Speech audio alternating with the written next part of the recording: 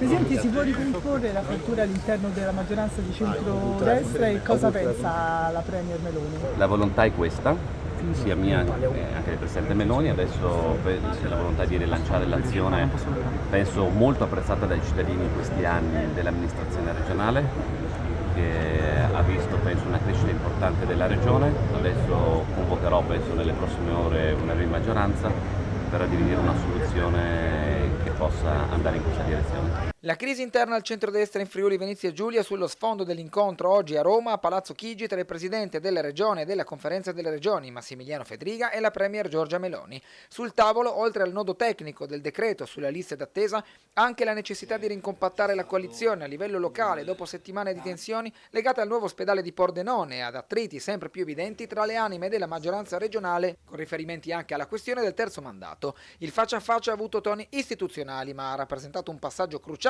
per ricucire un rapporto politico che si è incrinato. Fedriga ha scelto un approccio distensivo, puntando a riportare il confronto sul piano della concretezza amministrativa. Il governo, dal canto suo, ha riconosciuto la centralità del dialogo con i territori, confermando l'accordo con le regioni sul decreto sanità.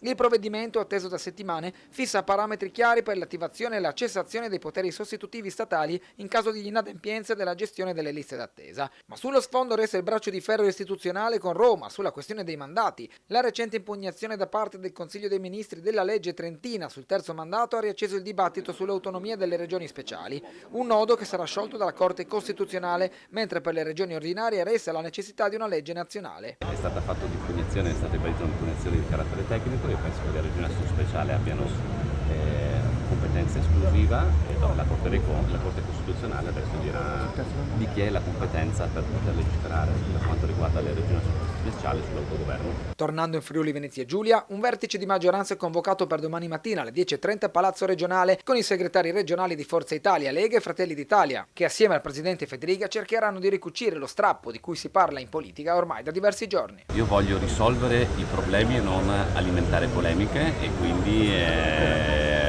non voglio che ci sia dell'altro, ma penso, ribadisco, che lo affronteremo in modo costruttivo.